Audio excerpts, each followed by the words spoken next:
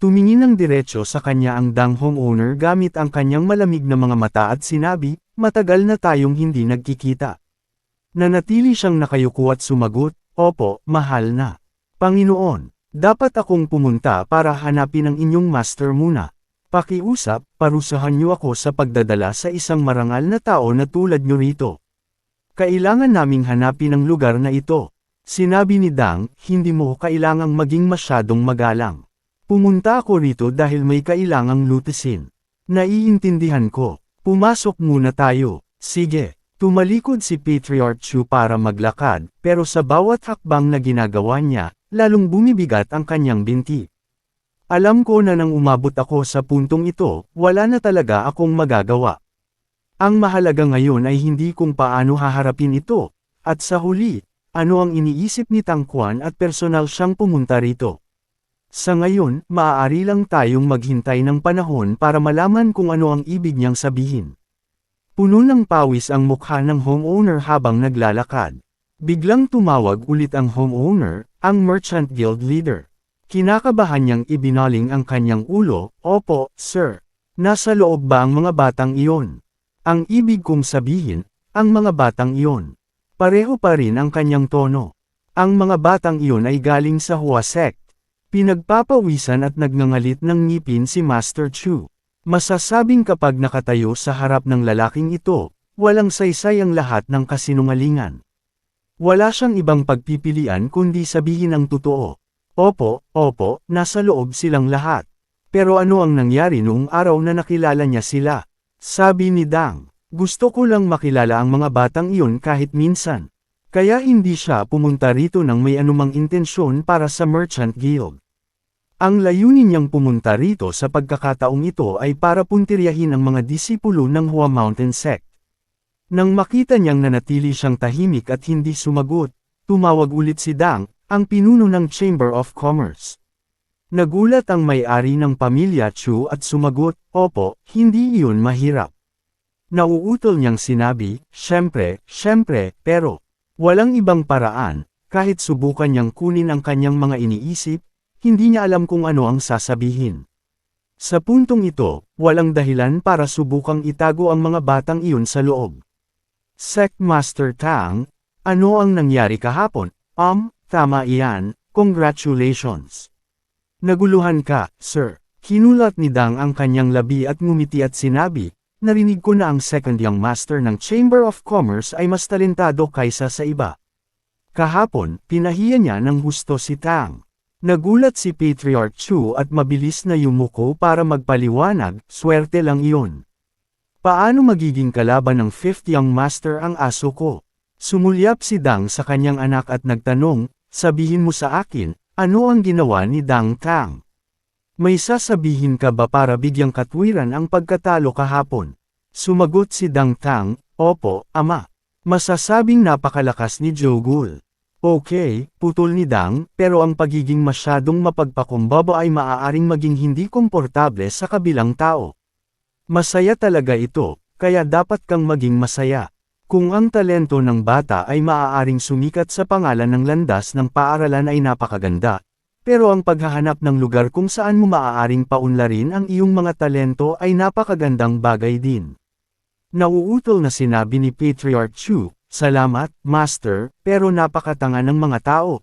Tinitingnan nila ang mga bagay na kayang gawin ng ilang talentadong tao at iniisip na kaya nilang gawin iyon ng mag-isa. Guildmaster, ano ang iniisip mo tungkol dito?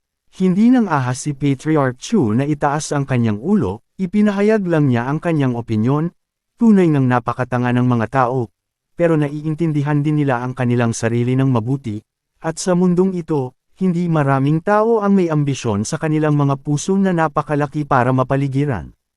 Kung gayon, paano ang Merchant Guildmaster? May pangarap ba ang Guildmaster? Sa puntong ito, ang mga salitang iyon ay parang invisible pressure na kumakalat. Nang inag ang mga kamay ng mga katulong na nakakuyom, sinusubukang manatiling kalmado.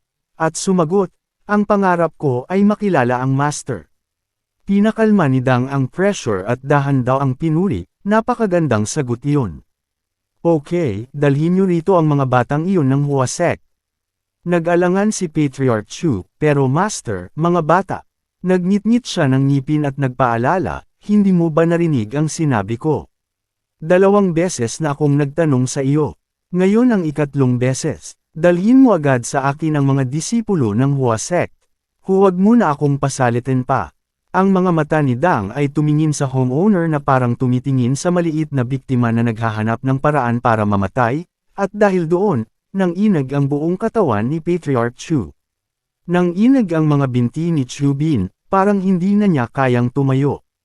Pagod na ang buong katawan niya at nahihilo ang isip niya. Pero, lumitaw sa isip niya ang imahe ni Joe Gul na nakangiti. Hindi niya alam kung saan niya nakuha ang lakas ng loob, bigla niyang itinaas ang ulo para tumingin kay Dang at kinumpirma. Ang master ng Tang sect at ang mga disipulo ng Hua sect ay mga bisita ng Forces Chamber of Commerce, at kasama rin sa kanila ang mga alaga ko. Bilang may-ari ng Forces Chamber of Commerce, hindi ko maaaring tawagin ang isang bisita ng walang dahilan. Hindi lang iyon, bilang ama, hindi ko rin maaaring tawagin ang sarili kong alaga. Kumunot ang noo ni Patriarch Dang at nagtanong, gagawin mo pa rin ba yan kahit nawasakin ang Forces Chamber of Commerce? Sumagot siya, sa mundong ito, walang amang ilalagay ang kanyang mga anak sa peligro dahil sa takot. Kung gustong magparusa ng sect master, pakiusap, patayin niyo ako. Lahat ng nangyayari sa Forces Chamber of Commerce na ito ay responsibilidad ko. Lagi kong pinaniniwalaan na ang Tang sect ay isang pamilya na hindi nananakit ng mga inosenteng tao. Biglang sinabi ni Dang, marahil nagkamali ako. Kung nakabuo ng ganoong lakas ang iyong second young master, sa tingin ko, tunay na nakakagalit iyon. Itinaas ni Master Chu Bin ang kanyang ulo, Master. Pero sa sumunod na segundo, ang pressure sa kanyang katawan at ang mga salitang lumabas ay nagdulot sa kanya ng matinding takot. Marahil iyon ang nagdulot ng pagiging mas mahina at baluktot ng kanyang kakayahang maghusga. Mukhang ang Merchant Guildmaster ay nalulubog pa rin sa kanyang pangarap, hanggang sa punto ng pagkalimot kung paano gumagana ang aming sect.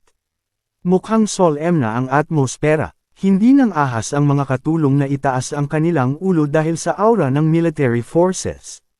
Kung gayon, kailangan kong ipakita sa iyo kung paano gumagana ang aking sect, at ginagarantiya ko na hindi mo na iyon makakalimutan muli. Pagkatapos magsalita, ipinasok ni Dang ang kanyang kamay sa kanyang manggas. Kinuha niya ang kanyang espada at naghandang ihagis ito. Namutla ang mukha ni Chu Bin. Mabilis siyang tumalikod, winagayway ang kanyang kamay, at nag-utos na tumakbo agad. Nagpanik ang general manager. Nagmadali ring tumakbo ang ibang mga katulong. Sumigaw siya ng malakas, tumakbo kayo. Sumigaw ang mga tao sa takot, tulungan niyo ako. Sagipin niyo ako. Sa sandaling ito, isang pinagmula ng aura mula sa itaas ang umihip na parang hangin sa lupa. Naghahanda ng kumilos si Dang, pero agad niyang naramdaman ang aura sa ibabaw ng kanyang ulo. Tumangala siya sa bubong ng mansion. Isang figure ang nakatayo roon, walang iba kundi si Chung Mayang. Itinaas niya ang isang binti, pinag-cross ang kanyang mga braso sa kanyang dibdib, at sinabi ng may pagmamalaki, "Hoy, matanda, kakaiba ang pakiramdam." Ibinulsa ni Patriarch Dang ang kanyang hidden weapon, itinaas ang kanyang mga mata, at nagtanong. Ikaw ba si Hua Sect Tanlong? Marahil hindi niya alam kung sino ako. Nagpanik si Master Chu at nauutol na sinabi, Young Master Chung Mayang, sinabi ko sa iyo na huwag kang makialam sa usaping ito. Galit niyang sinabi, Oh my God, boss, sa pagtingin sa sitwasyon, alam mo na iyon. Malinaw siyang pumunta rito para gumawa ng gulo, kaya marinig ko iyon, tama. Ang tanong na ito ang itinanong mo sa lalaking bumabagsak sa bubong habang nanunood. Nang hindi siya naghintay ng sagot, gumamit siya ng lobo para tumalon pababa, lumapag mismo sa harap ng Military Music Street. Ang hitsura niya ay matapang at hindi natatakot. Ngumisi siya, Hua Sect Tanlong, malayong iba sa aking imahinasyon. Gayunpaman, ayos lang. Pagkatapos niyang magsalita, naglabas siya ng malakas na aura. Kahit ang kanyang 2 anak ay naapektuhan at umatras. Hindi napigil ang mag-ulat si Patriarch Chu nang marinig siyang magpatuloy, tingnan natin kung ano ang kaya mong gawin. Pinanatili pa rin niya ang pressure, dahan daw ang sumusulong, hakbang-hakbang, ilang hakbang lang ang layo mula sa kanya, tapos huminto. Anong klaseng tao ka? Puno ng kamahalan ang atmosfera ng Military Music Hall. Malinaw na nakikita na sa ilalim ng kanyang mga paa, basag ang sahig na ledrilyo. Malamig na kumikislap ang mga mata habang nakatitig sa kanya. Sa sandaling ito, 4 na tao ni Baekhyun ang nagmadaling lumabas mula sa loob ng airport, sandali lang. Nagtatakang ibinaling ni Chung Mayang ang kanyang ulo para tumingin. Nang tumakbo sila, tumayo sila sa harap niya ng sabay-sabay, sandali lang. Ikinuyong ni Baekhyun ang kanyang mga kamay at yumuko, gusto kong makilala ang master ng Tang Sect. Isang karangalan para sa akin na makilala ang master ng Tang Sect ng Sichuan. Tumingin si Dang sa kanya at nagtanong ulit, ikaw ba si Yan Sword? Sumagot si Baekhyun, ang makilala ng Tang Family Master ay tunay na karangalan para sa akin. Nawala ng imik si Chung Mayang sa likod niya, habang nagmumura si Baekhyun sa ilalim ng kanyang hininga. Ang baliw na ito, hindi ba niya kayang makilala kung sino ang dapat purihin at kung sino ang hindi dapat galawin, o hindi niya narinig ang reputasyon ng Military Music Street? Imposible. Paano magkakaroon ng sinuman sa mundong ito na hindi nakakaalam sa reputasyon ng Poisonous King? Kahit ang Hwasek-sek Master na naririto ay kailangang magbigay ng magalang na pagbati sa Master. Baliw, alam kong baliw siya, pero hindi ko inaasahan na ganito siya kabaliw. Pero iyon lang, ang nakakatakot na hindi maipaliwanag na pressure na nakatayo lang sa harap niya ay nagpaparamdam sa akin ng pagkakasakal. Pinagpapawisan siya ng husto. Ito ba ang pressure ng isang fearless master?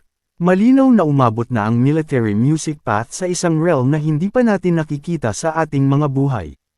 Nag-isip sandali si Baekhyun at ipinahayag, gusto kong humingi ng paumanhin sa ngalan ng aking junior brother sa pagiging bastos sa sect master. Kung gusto niyong magparusa, pakiusap, parusahan niyo ako. Itinaas niya ang kanyang boses at nagtanong, ikaw ba ang responsable sa mga batang ito? Oo, lahat ng mga batang ito ay pinamumunuan ko. Sa wakas, hindi na napigilan ni Chung Mayang ang kanyang sarili. Lumapit siya at itinulak si Baekhyun sa tabi, hindi, tumabi ka. Ha! Ipinaliwanag niya, ang matandang ito, mula pa sa simula, hindi pinansin ang kapatid mo. Pumunta siya rito para makita ako. Nagulat si Baekhyun, anong sinabi mo? Hindi siya nagpatuloy, kinausap lang niya ang sarili, gayunpaman, hindi ako maaaring tumayo lang at manood.